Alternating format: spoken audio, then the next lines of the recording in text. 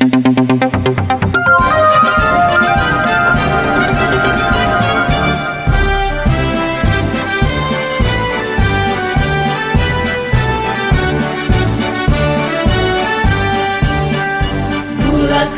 tekad, kuatkan hati, negeri ini memanggilmu kawan. Belajar bergerak berbagi untuk negeri, guru penggerak majukan pendidikan. Guru penggerak menghamba pada murid, kreatif rancang pembelajaran. Hargai potensi, tingkatkan prestasi, lahirkan profil pelajar Pancasila. Belajar bergerak berbagi untuk negeri, kita menjalin kolaborasi. Belajar bergerak berbagi untuk negeri, demi bakti pada Ibu Pertiwi.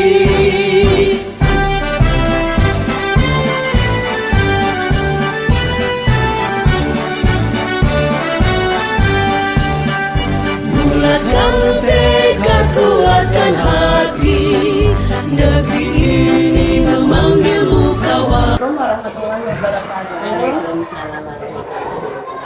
Selamat pagi Bu. Bagaimana kabarnya hari ini? Alhamdulillah sehat. Alhamdulillah. Terima kasih, sesuai kesepakatan kemarin Ibu bersedia meluangkan waktunya untuk hari ini ya Bu ya. Insya Allah nanti saya akan mewawancarai Ibu terkait pengambilan keputusan berbasis nilai-nilai kebajikan sebagai pemimpin. Di mana wawancara ini merupakan salah satu kegiatan yang harus dilakukan oleh CBP dalam rangka memenuhi tugas demonstrasi kontekstual 3.1. Baik, untuk mempersingkat waktu kita langsung mulai saja Ibu ya. Selama ini, bagaimana Ibu mengidentifikasi kasus-kasus yang merupakan dilema etika atau rujukan moral? Terima kasih. Jadi selama ini untuk menyelesaikan atau mengidentifikasi kasus-kasus yang merupakan dilema etika atau rujukan moral, yaitu kalau rujukan moral itu sudah jelas, jadi nanti hanya menentukan siapa yang benar, siapa yang salah. Tetapi kalau dilema etika itu merupakan kasus yang sama-sama mengandung kebajikan. Ini yang lebih sulit. Sehingga dalam menangani kasus-kasus dilema etika harus mengedepankan kasih sayang, cinta, kebenaran, keadilan, kebebasan, persatuan, toleransi, tanggung jawab, dan penghargaan akan hidup. Selanjutnya, selama ini bagaimana Ibu menjalankan pengambilan keputusan di sekolah Ibu, terutama untuk kasus-kasus di mana ada dua kepentingan yang sama-sama benar atau sama-sama mengandung nilai-nilai kebajikan.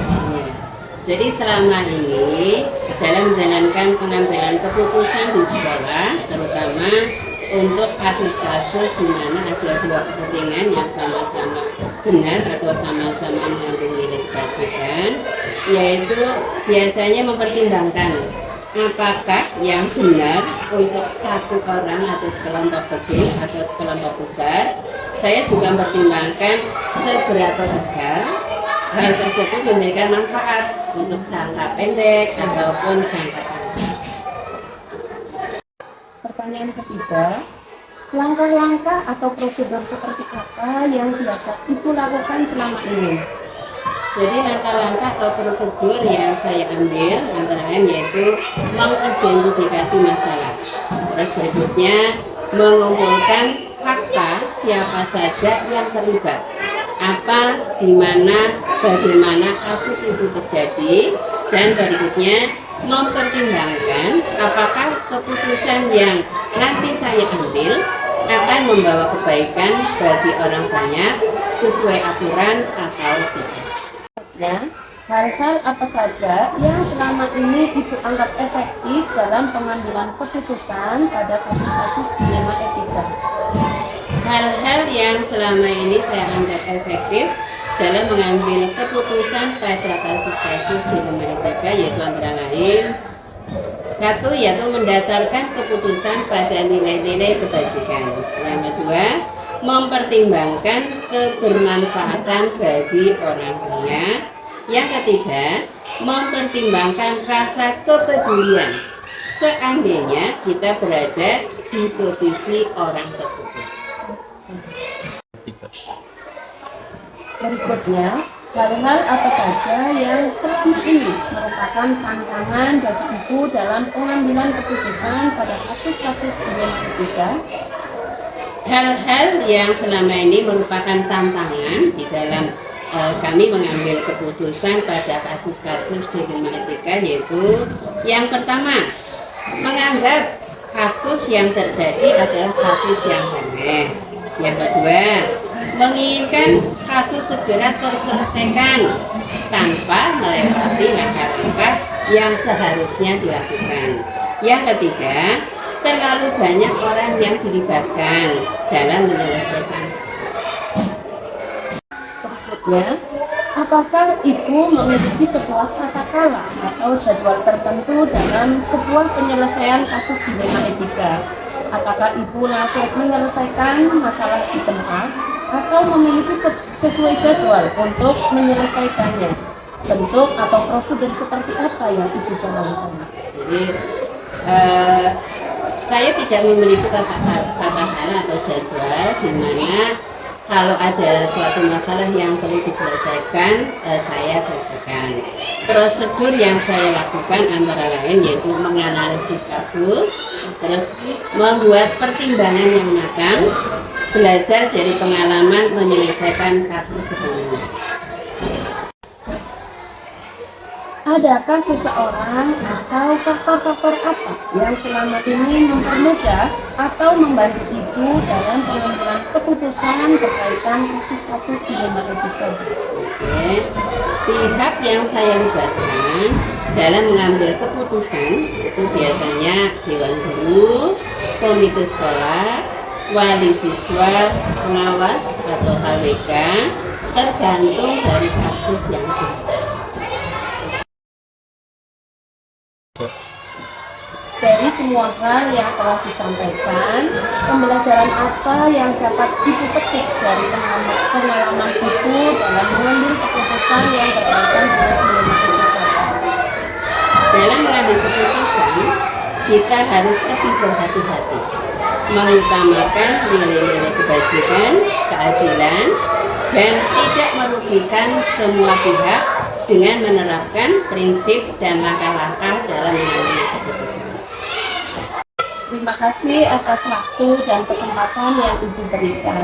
Alhamdulillah dari kegiatan ini saya banyak belajar, Bu, terutama bagaimana saya dalam mengambil keputusan sebagai seorang pemimpin pembelajaran. Dalam hal ini saya masih berperan sebagai pemimpin pembelajaran di kelas.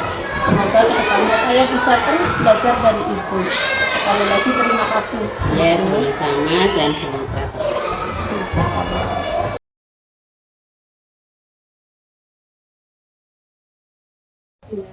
Assalamualaikum warahmatullahi wabarakatuh. Waalaikumsalam warahmatullahi wabarakatuh.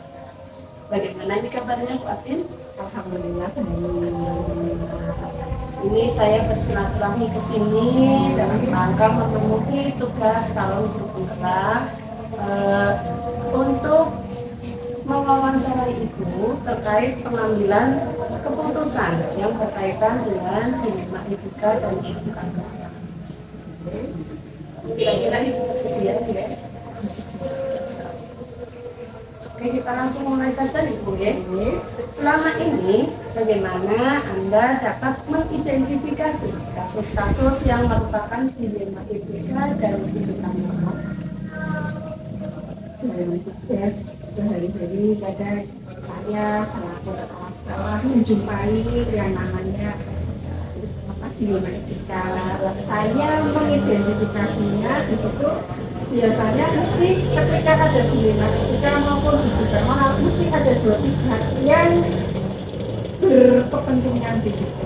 Dan dua pihak itu biasanya benar dengan benar, kemudian ada satu lagi benar-benar salah. Dan kalau saya sudah mau ini dilema etika atau ini rujukan moral, maka saya selaku pimpinan berusaha mengkaji dan seterusnya sehingga nanti apa yang saya putuskan tidak merugikan program kerja yang ada di sekolah. Jadi endingnya biar di antara yang berdilema etika atau yang mengalami rujukan moral kedua belah pihak itu sama-sama tidak ada ganjalan antara satu sama lain dan endingnya lagi untuk kebaikan program. Pertanyaan berikutnya Bu, selama ini bagaimana Ibu menjalankan pengambilan keputusan di sekolah Ibu, terutama untuk kasus-kasus di mana ada dua kepentingan yang sama benar dan sama-sama mengambil nilai. Tadi katanya dengan pertanyaan yang pertama ya, saya harus mengambil keputusan menyelesaikan dilema itu. Yang saya lihat biasanya kalau saya mungkin tiap orang kan berbeda ya. Kalau saya kan yang berdilema itu siapa, apakah persoalan kadang ada perlawanan dengan masyarakat. Mungkin kalau di sini saya mengambil antara guru dengan guru saya dalam mengambil keputusan. Yang pertama ya saya mengkaji masing-masing kan benar-benar tujuannya baik untuk suatu program yang ada di sekolah saya. Dan saya menjawab lagi mungkin mana yang paling relevan dengan apa yang dijadikan topik pembicaraan atau yang diprogramkan. Dan kadang yang kedua kalau menyimpangnya tidak terlalu jauh, saya melihat yang kadang-kadang ada bapak ibu yang sudah senior atau sepuh, maka saya ya lebih memberi pemahaman kepada sama-sama baik, benar-benar seimbang, kerugiannya itu benar-benar balance, begitu betul-betul seimbang di antara yang benar dan benar. Maka saya biasanya keputusannya memberi faktor usia atau senioritas, karena bagaimanapun juga kan kita dalam etika bergaul kita juga tetap bukan berarti kalau memang sepuh tapi kurang pas, ya saya tetap mengambilnya yang muda, tapi kalau sama-sama pas, maka saya keputusannya juga memberi pengertian kepada yang muda untuk saya keputusannya pada salah satu itu yang lebih mungkin sebagai penghargaan atas senioritas mereka. Selanjutnya Bu, ini pertanyaan yang ketiga, langkah-langkah atau prosedur seperti apa yang biasa Anda lakukan selama ini? Itu tadi ada kaitannya lagi dengan yang pertama, saya disuruh mengenali bapak akademia yang saling bertentangan dan antara satu dengan dalam satu situasi. Ada yang bertentangan, artinya mungkin sama-sama benar, tapi mengambil langkah yang berbeda.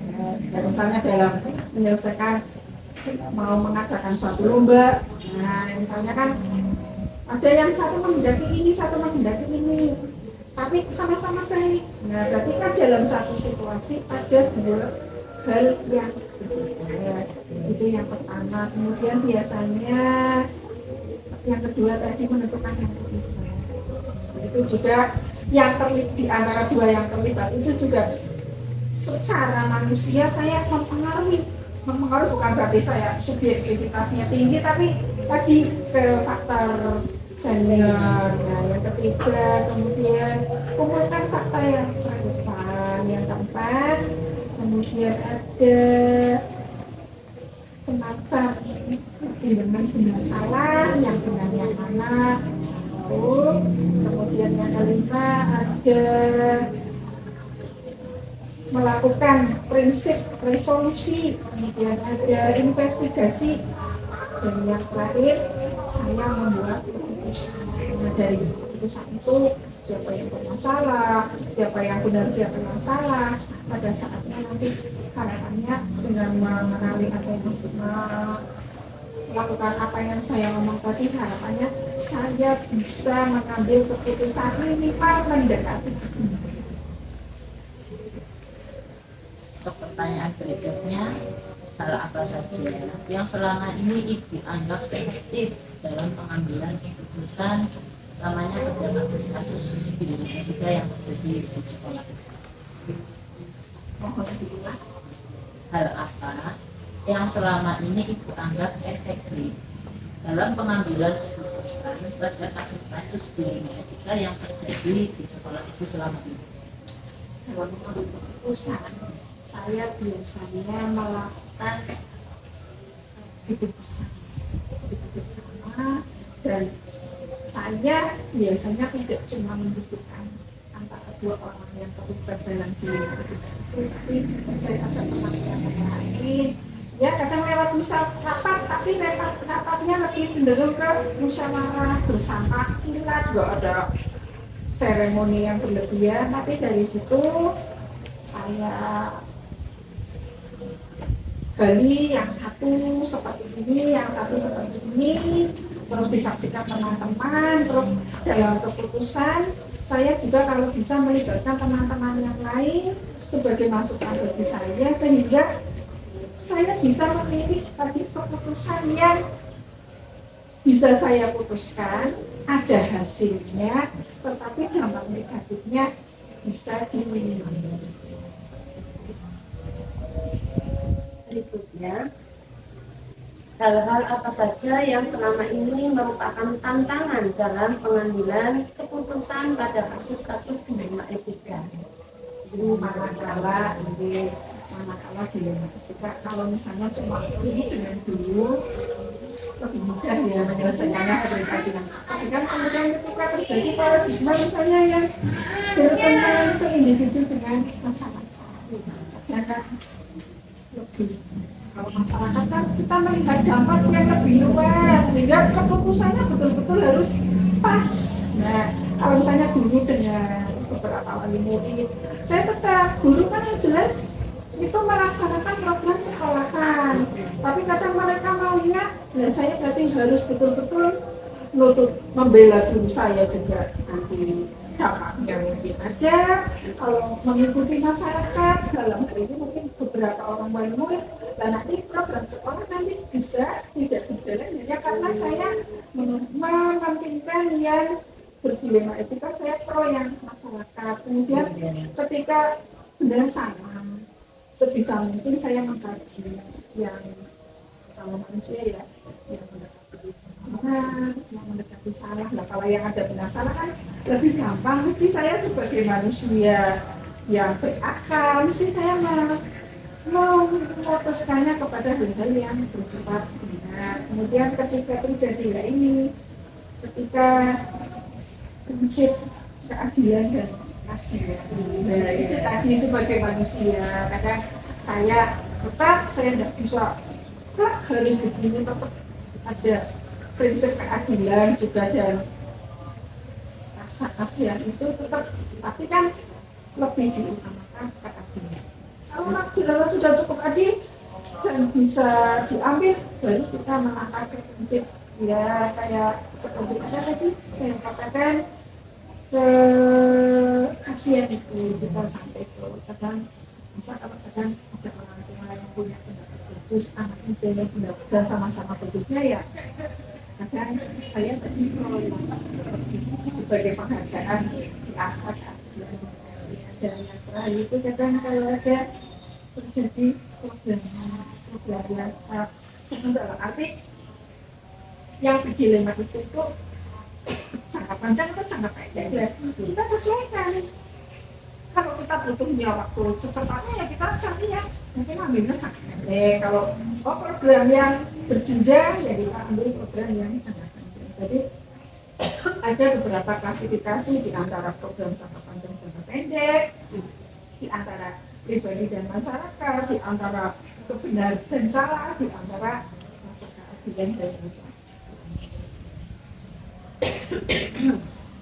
Pertanyaan berikutnya Bu, apakah Ibu memiliki sebuah tata ala atau jadwal tertentu dalam sebuah penyelesaian kasus dilema etika? Apakah langsung menyelesaikan di tempat atau memiliki sebuah jadwal untuk menyelesaikannya, dan bentuk atau prosedurnya itu seperti apa yang dijalankan? Kalau saya kalau katakanlah ya ada, tapi manakala ada dijumpai kasus seperti itu, dia nggak saya langsung selesaikan di tempat. Katakan saya pikirkan, saya mendengarkan satu persatu pihak-pihak yang berdilema itu, saya dengarkan yang satu saya tangkap juga, kemudian saya olah dalam pikiran saya, dalam jiwa saya olah itu. Kadang saya juga butuh dari pihak lain di sekolah saya, karena ini kaitannya dengan sekolah ya, pihak lain di sekolah saya yang kira-kira bisa memberi masukan kepada saya. Tapi jadi ada jeda waktu, tapi tidak ada jadwal tertentu. Kalau kira-kira sejam, 2 jam, sehari, 2 hari saya sudah bisa mengambil intisari dari permasalahan dan saya sudah punya gambaran untuk memutuskan, maka saya memutuskan bagian itu dan kemudian saya Berikutnya, adakah seseorang atau faktor-faktor apa yang selama ini mempermudah atau membantu ibu dalam pengambilan keputusan kasus-kasus dilema etika?